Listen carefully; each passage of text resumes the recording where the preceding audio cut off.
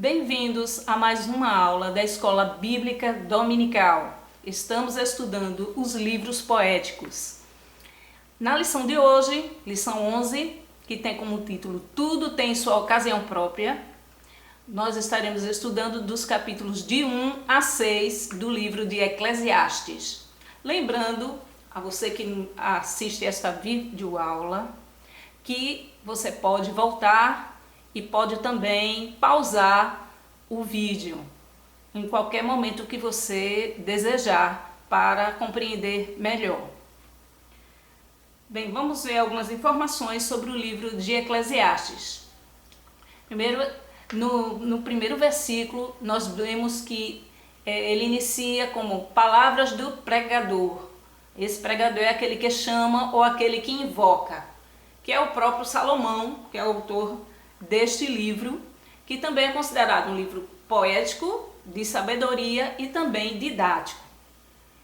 Esse livro também parece ser a biografia do próprio Salomão, através de suas tentativas de encontrar respostas às perguntas da vida. E também vai mostrar o descontentamento do homem que vive sem Deus. Outras informações nós lemos como o tema do livro, a vaidade de tudo que há debaixo do céu. E nós temos as expressões vaidade e debaixo do sol, que são repetidas umas 30 vezes no decorrer dos 12 capítulos deste livro.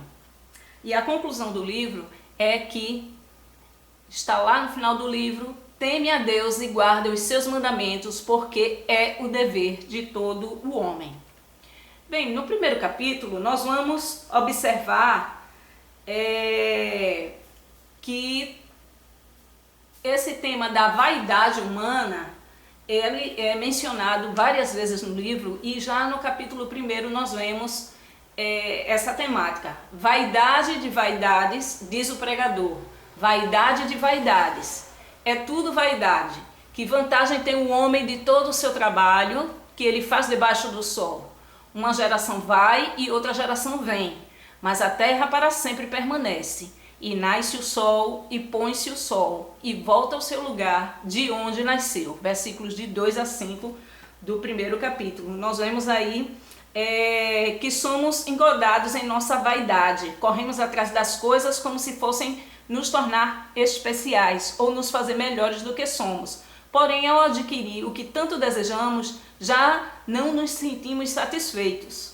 Nossa cultura valorizou de tal maneira as coisas efêmeras, que podemos ver de um lado para o outro quanto todos correm para alcançar ao atingir um ideal, muitas vezes apenas idealizado, e no final nós vemos que a tristeza toma conta do ser humano, mesmo quando ele alcança. E agora? O que é que eu tenho para alcançar?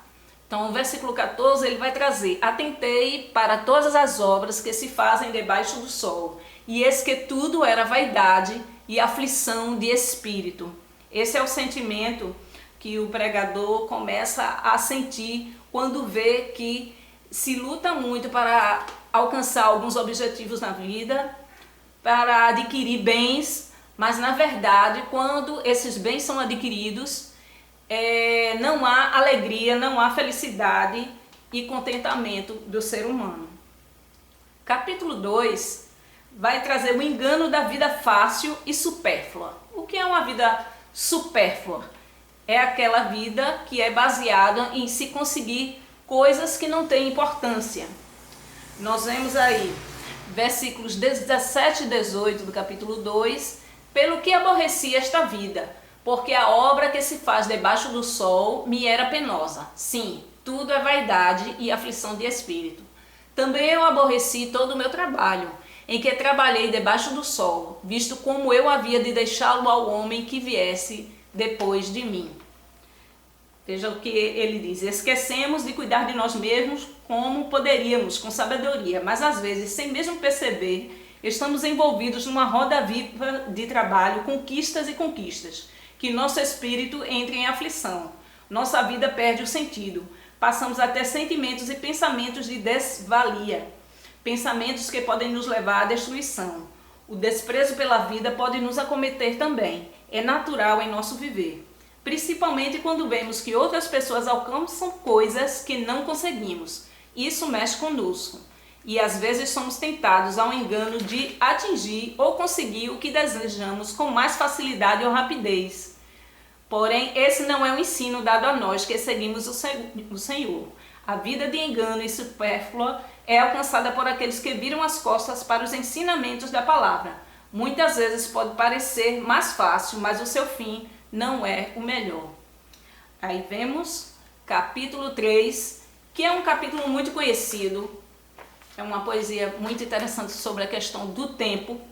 E aí, o tempo do homem versus o tempo de Deus. O tempo do homem é sempre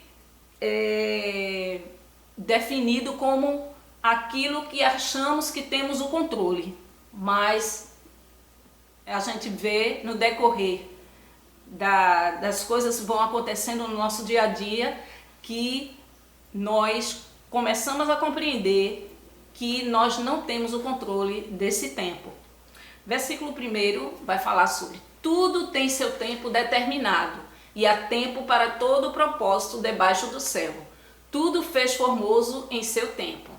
Ele falando aí que o tempo foi criado por Deus e Ele é que tem o poder e o domínio desse tempo. Nós não sabemos como dominá-lo.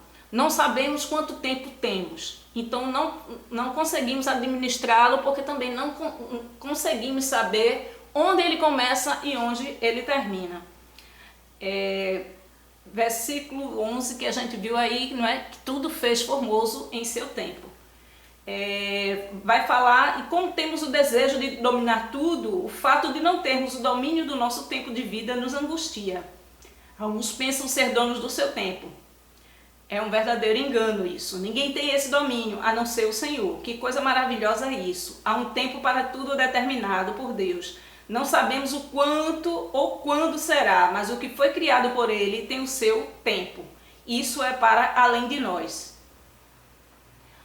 Vamos ver no capítulo 4 os males e as tribulações da vida. No capítulo 4 de Eclesiastes. Ele diz no versículo 1: Depois voltei-me e atentei para todas as opressões que se fazem debaixo do sol. E eis que vi as lágrimas dos que foram oprimidos e dos que não têm consolador. E a força estava da banda dos seus opressores, mas eles não tinham nenhum consolador. Versículo 1. Novamente, não tem como escapar de nosso olhar os males e tribulações de nossos dias.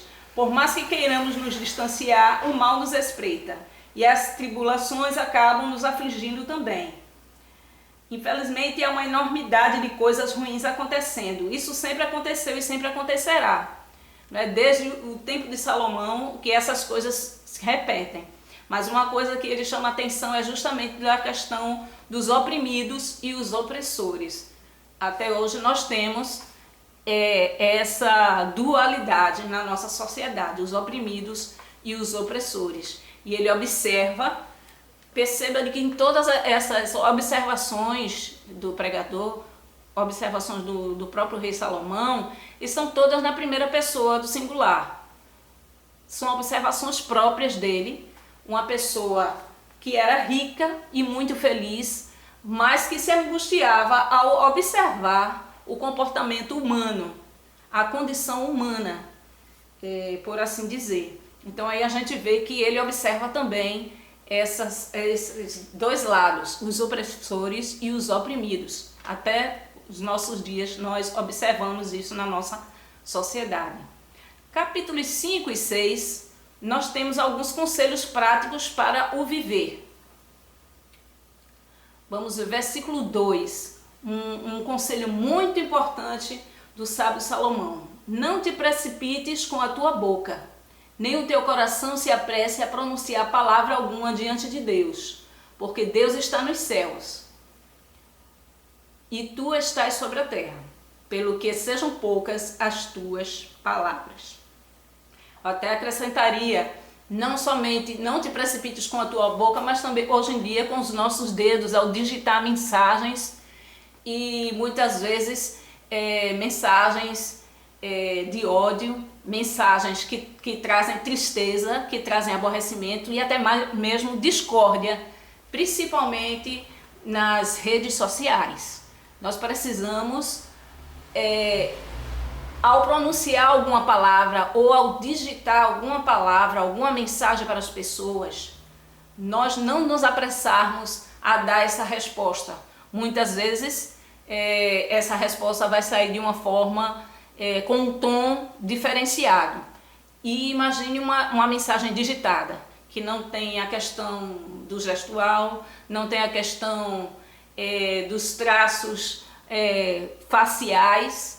E aí a gente percebe que muitas pessoas se precipitam, não somente hoje em dia com a boca, mas também com os dedos, com suas palavras. E a gente vê que, pelo que sejam poucas as tuas palavras. Em outra ocasião a gente pode ver que a pessoa peca muito por falar muito. Então é um conselho que o pregador dá para que possamos viver melhor nessa terra. Versículo 13, ainda do capítulo 5. Há mal que vi debaixo do sol e atrai enfermidades, as riquezas que os seus donos guardam para o próprio dano. Veja que conheço muitas pessoas que têm 1 emprego, 2 empregos, até 3 empregos e que correm o tempo todo trabalhando, se desgastando, acabando com sua saúde para adquirir bens materiais e vivem uma vida toda nesse corre-corre. E no entanto, a gente percebe pelas Escrituras Sagradas, o conselho que o pregador dá é que está atrás das riquezas. Essas riquezas, muitas vezes, a pessoa que recebeu esses bens materiais, muitas vezes não tem a oportunidade de gozar plenamente deles. É uma constatação isso das riquezas. A gente vê aqui, em relação às riquezas materiais, sabemos que elas não dão sentido real à vida. Mesmo assim, a almejamos e buscamos. Nós queremos um carro melhor, queremos uma casa melhor, nós queremos mobiliar a nossa casa com os melhores equipamentos, com os melhores móveis, queremos nos vestir bem, queremos viajar para vários lugares, mas isso não é ruim.